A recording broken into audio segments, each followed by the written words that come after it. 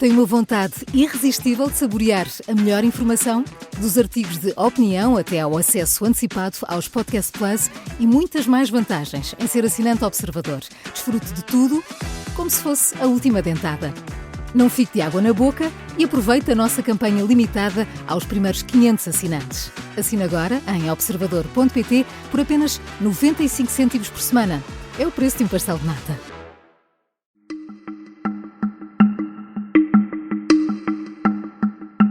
Esta é a história do dia da Rádio Observador.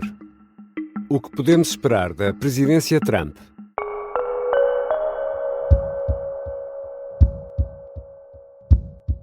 This will truly be the golden age of America. That's what we have to have. This is a magnificent victory for the American people that will allow us to make America great again. Na madrugada de 6 de novembro de 2023, já era manhã em Portugal, Donald Trump prometeu uma nova era para os Estados Unidos. Uma nova era dourada. O candidato republicano venceu, sem margem para dúvidas, e esta segunda-feira regressa à Casa Branca para um segundo mandato como presidente. Irá Donald Trump fazer tudo o que prometeu e, em alguns casos, ameaçou? Vou conversar com Ana Cavalieri, investigadora de Ciência Política e Relações Internacionais do Instituto de Estudos Políticos da Universidade Católica e que viveu muitos anos nos Estados Unidos. Eu sou Ricardo Conceição e esta é a história do dia, de segunda-feira, 20 de janeiro.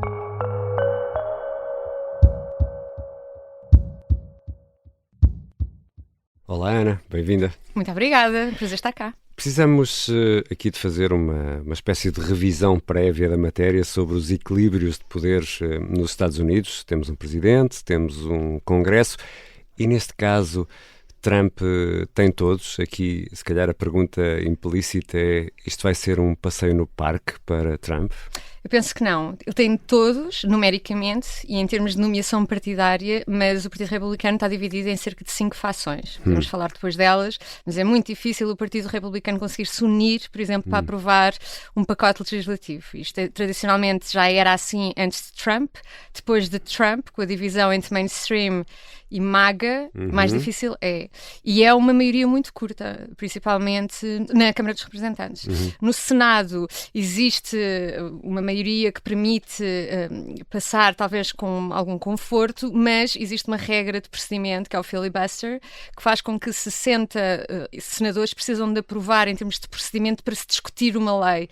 E então, às vezes, é difícil, mesmo que a lei é aprovada na Câmara dos Representantes, é difícil depois ir ao Senado. Pelo que Trump tem de aproveitar estes 2 primeiros anos, porque depois nas intercalares, que vão ser daqui a 2 anos, é provável que os republicanos percam um dos órgãos do Congresso e aí vai ter mais dificuldade. E é por isso que é tão importante aquela figura das ordens executivas, numa tradução literal? Exato, muitas delas são depois contestadas no Supremo Tribunal e é bom Trump ter uma maioria... de decreto presidencial, não é? Exatamente, é um decreto presidencial. O presidente tem algumas chamadas core competencies, que é, no fundo, as competências que fazem parte da centralidade do seu poder executivo, e nessas ele pode fazer esses decretos executivos. Todavia, existe muito a probabilidade de irem, a maior parte delas que sejam controversas, irem para o Supremo Tribunal, e aí dá jeito a Trump ter uma maioria conservadora no Supremo Tribunal.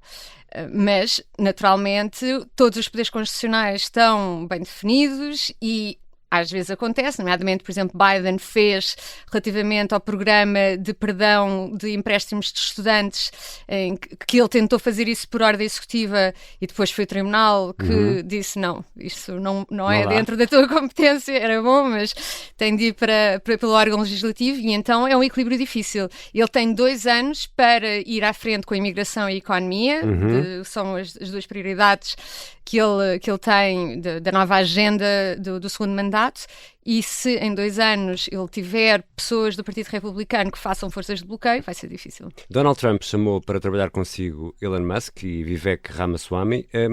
O que é que isto nos diz sobre o que poderá ser o governo da nação nos próximos 4 anos nos Estados Unidos? É interessante porque por um debate sobre a imigração e de um determinado visto de migração legal há 2 semanas já se vislumbra uma divisão dentro do MAGA. O MAGA, o MAGA são os apoiantes ideológicos e mais sedentos por apoiar Trump. Make America Great Again. Também conhecida por America First. E o que acontece é que Elon Musk e Vivek Ramaswamy têm uma linha ideológica diferente de Steve Bannon. Steve Bannon é o pai ideológico do trumpismo. Ele entrou em rota de colisão com Elon Musk e Vivek Ramaswamy muito por causa de questões de imigração. Vivek Ramaswamy e Elon Musk são mais globalistas e mais liberais no sentido clássico da palavra do que Steve Bannon, que quer um controle mais forte de imigração, e também relativamente à própria visão de como a economia se deve ser estruturada nos Estados Unidos. Steve Bannon tenta apelar mais à classe trabalhadora, e Elon Musk e Vivek Ramaswamy mais um capitalismo tech baseado em Silicon Valley, muito com a prioridade a inovação, crescimento, competir com a China, enquanto Steve Bannon é mais protetor daquilo que são as tradições e as comunidades operárias dos Estados Unidos da América, e aliado às tradições e costumes que normalmente essas classes operárias privilegiam.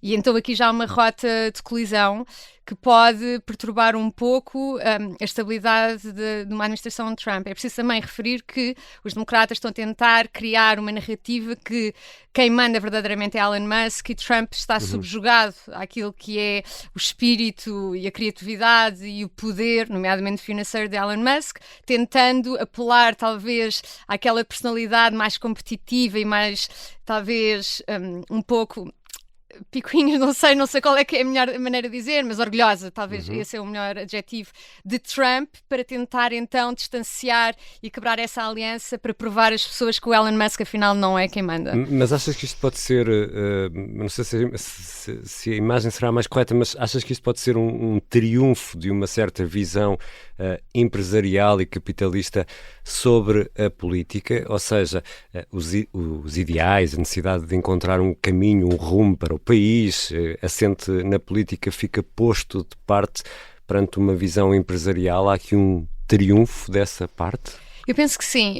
Eu acho que algumas pessoas acham que Trump não gosta de pessoas com sucesso que possam lhe fazer sombra, e por acaso isso não é verdade. Ele admira e gosta de estar rodeado com pessoas que tenham muito sucesso, que tenham poder, que conseguiram construir coisas maravilhosas na sua vida profissional, e ele quer muito apostar nesta força de vitalidade, no fundo renovar a vitalidade do progresso nos Estados Unidos, que consiga no fundo competir com qualquer tentativa da China, principalmente ao nível de tecnologia e inovação, que consiga combater qualquer possibilidade da China rivalizar com os Estados Unidos. E então, Vivek Ramaswamy é alguém cheio de talento, que ficou também bilionário por talento próprio. Elon Musk é o homem mais poderoso do mundo e tem projetos muito importantes, nomeadamente na parte espacial. Então, naquela parte do orgulho de ser americano, eu penso que Trump gosta de capitalizar e tentar por essas pessoas e estar rodeada de pessoas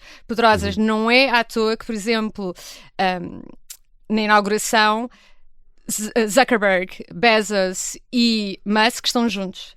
E isso é uma figura importante porque Elon Musk, no fundo, liderou a conversão dos grandes poderosos de Silicon Valley para estarem então dentro e conciliados e alinhados com Trump.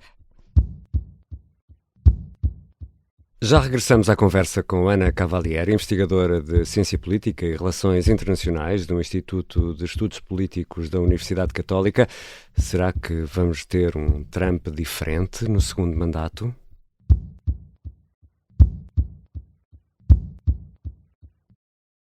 Ou tinha falecido, ou tinha sido preso, ou tinha emigrado, voluntariamente não parava. Esta é a conturbada investigação ao assassino em série que há 30 anos aterrorizou o país e desafiou a PJ. Uma história de pistas falsas, escutas surpreendentes e armadilhas perigosas. Episódio 5. Um roubo na sala de autópsias. A Caça ao Estripador de Lisboa é uma série para ouvir em 6 episódios que faz parte dos Podcast Plus do Observador. É narrada por mim, Inês Castelo Branco, e tem banda sonora original de Mário Lajinha. Os Podcast Plus do Observador têm o apoio da Kia. Estamos de regresso à conversa com Ana Cavalieri, que conhece muito bem a realidade norte-americana, viveu muitos anos nos Estados Unidos. Ana, a questão da defesa, das guerras na Ucrânia e no Médio Oriente são muito importantes no atual contexto. Para nós, europeus, a capacidade da NATO para nos defender é essencial. Ora, Donald Trump já deu sinais evidentes de que a defesa da Europa não estará no topo das suas arrelias, para não dizer preocupações. Até que ponto podem os Estados Unidos, liderados por Trump, dizer à Europa: os senhores são muito velhos, são maiores e vacinados, cuidem lá dos vossos problemas sozinhos? Eu penso que Trump tem, neste segundo mandato, uma prioridade evidente, que é preparar aquilo que vai ser a sua glória, aquilo que vai ser o seu legado relativamente à sua capacidade de resolver determinados conflitos, nomeadamente o Médio Oriente e Rússia e Ucrânia. E eu penso que ele está apostado no primeiro ano a fazer avanços nesse sentido. Mas numa perspectiva diferente daquilo que é, por exemplo, a administração Biden e outros também líderes europeus. Trump não vê a geopolítica e o sistema internacional como estando sustentados por um substrato moral que irá fundamentar aquilo que são os tecidos normativos e institucionais numa comunidade internacional que é gerida por direitos e valores e princípios. Não. Ele tem uma visão realista de realpolitik da ordem internacional. Resolver. Que o que verdadeiramente determina o comportamento dos Estados são incentivos e ameaças baseados em poder militar, poder económico, território, recursos naturais, demografias, inovação tecnológica, e que é isso que faz com que Estados façam ou não façam determinadas coisas. E o que Trump constatou é que a Europa abdicou daquilo que é um dos seus pilares de soberania, que é a defesa. Eles estão dependentes dos Estados Unidos para defender e, em termos factuais, são quase Estados clientes em termos de segurança dos Estados Unidos. Isso não é bom para a Europa.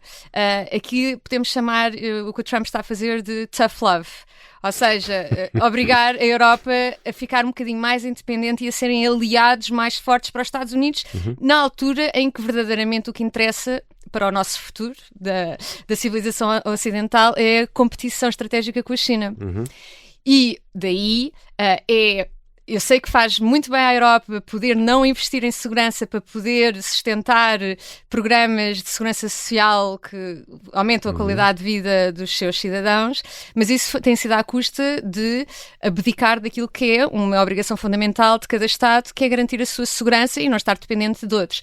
Pelo que o esforço de que a Europa e outros aliados da NATO aumentem o seu orçamento para 2%, é até fofinho, porque numa altura em que a Rússia está a gastar 8% do seu PIB no esforço de guerra e temos uma guerra na Europa, a Europa devia aumentar aquilo que é o seu orçamento militar para muito mais, mas 2% já seria bom. Mas caso isto fique mal parado mesmo, os Estados Unidos vão deixar cair a Europa? Não. Os Estados Unidos, nomeadamente, estão preparados não só para continuar a ajuda da Ucrânia, se Putin recusar-se a ir à mesa de negociações para um cessar-fogo, eu tenho quase a certeza, e Keith Kellogg, que é o enviado e o assessor principal relativamente à Rússia e à Ucrânia de Trump, já assim referiu, eles vão aumentar ainda mais a ajuda à Ucrânia. Trump tem um menor medo de escalar, sendo certo que está naturalmente preocupado com a linha vermelha de uma possibilidade de uma possível escalada nuclear, mas Zelensky também tem sido muito inteligente porque tem desenvolvido uma relação de elogios constantes, uma relação simpática com Trump, e eu penso que Trump, nós sabemos que é o tipo de personalidade que gosta, que as pessoas o tratem bem, e Putin, depois de ter negado que tinha falado com ele por telefone, começou a disseminar nos órgãos russos de mídia fotos de lingerie da mulher, e penso que, por exemplo, estas coisas pessoais tocam a Trump, e ele é capaz de ainda aumentar mais a ajuda de Zelensky se achar que Putin o está a desrespeitar. E então também sabido que o grande objetivo de Trump, por exemplo, entre a Rússia e a Ucrânia é haver um cessar-fogo, congelar as linhas de frente e conseguir uma solução política para a Ucrânia que assegure segurança, que não esteja dominada por os interesses políticos da Rússia, pelo que tinham de garantir que a Ucrânia pudesse se alinhar com o Ocidente, porque a guerra pela Ucrânia, mais do que território, tem a ver quem é que vai controlar politicamente a Ucrânia, e se Putin, depois desta guerra, para além de conseguir que a Ucrânia não se junte à NATO, consiga instaurar um governo alinhado com a Rússia, o Ocidente perde. E eu penso que Trump não vai deixar isso acontecer. Ainda temos que olhar para o Médio Oriente e, aparentemente, ainda antes de tomar posse, Trump terá dado um impulso, vamos dizer assim, importante ao acordo de cessar-fogo e à troca de reféns? Sim, este acordo deve ser Trump. Não só fontes, que naturalmente pode ser um bocado de propaganda, Netanyahu, no tweet que ele fez, só se dirige a Trump, como sendo responsável por ter ajudado a chegar a este cessar-fogo, mas também fontes junto do Qatar dizem que Steve Witkoff, que é o enviado para o Médio Oriente, numa reunião fez mais para conseguir que as partes concordassem em determinadas condições do que a administração Biden em vários meses de negociação. Isto porquê? Porque nós sabemos de um acordo, mas verdadeiramente aqui há 2 acordos que se deram. Um que nós sabemos, que é o de cessar-fogo entre Israel e o Hamas, mas há um que nós não sabemos, do qual este primeiro acordo depende, que é o acordo que Trump fez com Netanyahu. Netanyahu não vai se fragilizar politicamente como se vai fragilizar, porque grande parte dos eleitores dele e da coligação dele está chateada por ele ter aceito este acordo com estas fases. Ele não iria fazer isso se não soubesse que Trump irá sustentar e ajudar e auxiliar sem os constrangimentos previamente impostos de Biden quando Israel entrar outra vez em Gaza. A segunda fase deste acordo não vai acontecer. A primeira fase irá acontecer.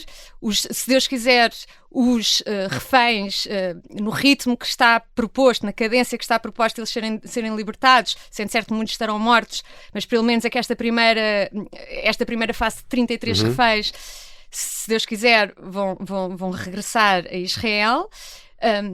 Uma das grandes concessões que Trump conseguiu e que Biden não tinha conseguido na versão do acordo em maio é precisamente a presença militar no corredor de Filadélfia por parte de Israel, que é absolutamente fundamental se manter. Mas a segunda fase do acordo, que depende do Hamas de se render e exilar-se, não irá acontecer porque é impossível. Claro. Não existe nada em Gaza para além do Hamas, porque o Hamas, desde 2006, destruiu todas as estruturas políticas, sociais e culturais alternativas a Gaza, e Gaza agora é uma população, na sua grande maioria, extremamente radicalizada. E sabemos que nem sequer tem nem tem relação nem respeito pela autoridade palestiniana da Cisjordânia, não é? Outro ponto importante nos próximos 4 anos nos Estados Unidos é a questão da imigração. Como vai Trump e o próprio país lidar com este problema? A probabilidade de serem construídos campos gigantescos de detenção e de assistirmos à maior deportação em massa na história é real? Isto vai mesmo acontecer? Eu penso que não será uma deportação de todos os imigrantes ilegais, porque isso é uma impossibilidade em termos logísticos e financeiros. Se virmos aquilo que tem sido o depoimento à audiência de Kristi Noem, que vai ser a diretora do Departamento de Segurança dos Estados Unidos, a Homeland Security, e também aquilo que tem sido as entrevistas de Tom Homan, parece haver uma prioridade que é estancar a entrada de milhares de imigrantes por semana ilegais nos Estados Unidos através da fronteira entre o México e os Estados Unidos, voltar, e isso Trump irá conseguir com uma executive order, com um decreto executivo, voltar a haver aquela política chamada Remain in Mexico, que significa ficar ou não conseguir passar e ser solto dentro dos Estados Unidos, esperando o processo de asilo ser administrado e julgado no México, ou seja, os imigrantes ficam à espera no México em vez de ser nos Estados Unidos, ficam à porta, e isso também, as guerras tarifárias e o discurso relativamente ao México também se prende com dar os incentivos suficientes para o governo do México fazer com que isso aconteça. conseguir estabelecer uma fortificação da fronteira e também ter mais agentes a patrulhar, mas paralelamente a isso vai haver deportações, mas eu acho que a administração, segundo Tom Homan, vai estar focado naquilo que são as centenas de milhares de imigrantes ilegais que estão no país, que têm cadastro e que pertencem a gangues, que já foram investigados ou suspeita-se de crimes e pronto. E em termos de ótica é mais fácil fazer a deportação de um homem de 25 anos com um passado de delinquência do que uma mulher com filhos e que está a separar as famílias. Eu acho que isso também tem aqui uma componente dissuasora muito importante, porque se a administração estiver a demonstrar que tem uma mão pesada relativamente à imigração, também vai conseguir um dos objetivos, que é tentar dissuadir imigrantes a atravessarem metade da América Latina para chegar à fronteira e entrar nos Estados Unidos. Há outros pontos também importantes para esta presidência de Trump, que será o direito das mulheres, os direitos civis. É possível registar retrocessos nestes dois pontos, ou não? Depende. Isto é um caso em que a política e a cultura estão muito interligados. Há gente que, por exemplo, associa muito a liberdade reprodutiva e o direito ao aborto a direito das mulheres. Mas isso, neste momento, está agora delegado nos Estados, por decisão do Supremo Tribunal, pelo que cada Estado irá legislar consoante a vontade do povo que vive nesse Estado. E também a maior parte dos direitos civis e das mulheres estão sob a alçada da Constituição e, no fundo, será o Supremo Tribunal que poderá garantir e escrutinar qualquer medida que o Presidente possa fazer. Nesse ponto, é preciso também relembrar que Trump é muito mais liberal e progressista relativamente a estas questões do que a maior parte dos conservadores e republicanos, mesmo os republicanos clássicos. Por exemplo, nós sabemos que ele tem, relativamente ao aborto, uma posição muito mais liberal do que a maior parte dos pro-life, no fundo, de quem é contra o aborto do Partido Republicano. Há também uma questão de cultura e de postura, porque Donald Trump é um homem daqueles que gosta de ser muitas vezes vulgar e truculento contra mulheres, e isso naturalmente não irá afetar. Mas eu penso também que a maior parte das mulheres estão mais preocupadas com a sua capacidade financeira de comprar alimentos no supermercado para os filhos e a sua gasolina para o carro, e eu penso que está numa altura em que não só essas considerações económicas para várias mulheres preocupam mais, mas também aquilo que tem sido uma guerra cultural muito importante nos Estados Unidos, que é o direito das mulheres versus o direito dos trans, nomeadamente a possibilidade de pessoas trans que se identificam como mulheres, mas que biologicamente são homens, terem sido postas em prisões femininas e depois violado mulheres, ou também entrada de balneários e espaços íntimos de mulheres, asilos de mulheres que foram vítimas de violação. E esse também é engraçado, porque o Partido Republicano e Trump tem assumido a perspectiva de que eles sim estão a garantir a equal protection, ou seja, a proteção igual, por exemplo, no desporto, em que mulheres e raparigas estão neste momento muitas vezes a competir com pessoas que passaram pela puberdade masculina, e então os republicanos e Trump estão-se a assumir como os garantes das liberdades civis das mulheres que agora estão a ser impostos por uma esquerda radical e identitária. E pode este efeito Trump venceu de forma inequívoca, já há pouco refletias sobre isso, sobre no fundo este triunfo da parte mais económica ou dos empresários sobre a política.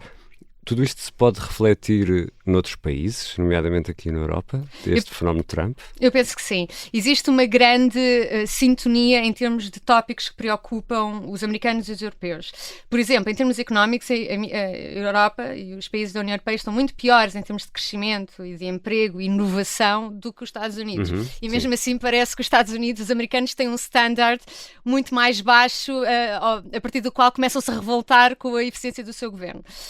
Eu penso que existe esse problema, existe também também o facto de, a determinada altura, a partir do momento em que os Estados da União Europeia são obrigados a direcionar mais o seu orçamento para o setor militar, e isso naturalmente vai ter de retirar de orçamentos para a saúde, educação, segurança social, isso vai causar também mal-estar na sociedade. E vai causar muita polémica essa parte. Exatamente, e mais importante, a questão da imigração. Os Estados Unidos vão ficar mais duros relativamente à imigração, e nós já estamos a ver aqui, já há muitos anos, em países como a Dinamarca, como a Suécia, como a Holanda, como a Inglaterra, a questão da imigração é uma das prioridades e é aquilo que polariza mais essas sociedades. Aqui em Portugal, o fenómeno da imigração em massa é mais recente, estamos quase também a entrar mais nessa parte mais polarizada. Essa discussão mais está a subir, está a aumentar. Exatamente. Obrigado, Ana. Muito obrigada. Ana Cavalieri é investigadora de Ciência Política e Relações Internacionais do Instituto de Estudos Políticos da Universidade Católica e viveu muitos anos nos Estados Unidos.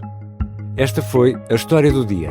A sonoplastia é do Bernardo Almeida, a música do genérico do João Ribeiro. Eu sou o Ricardo Conceição. Até amanhã.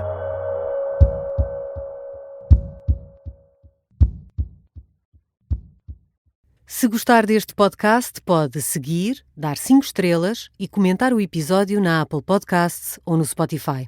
Pode também subscrever e gostar no YouTube. Assim recebe uma notificação sempre que houver um novo episódio.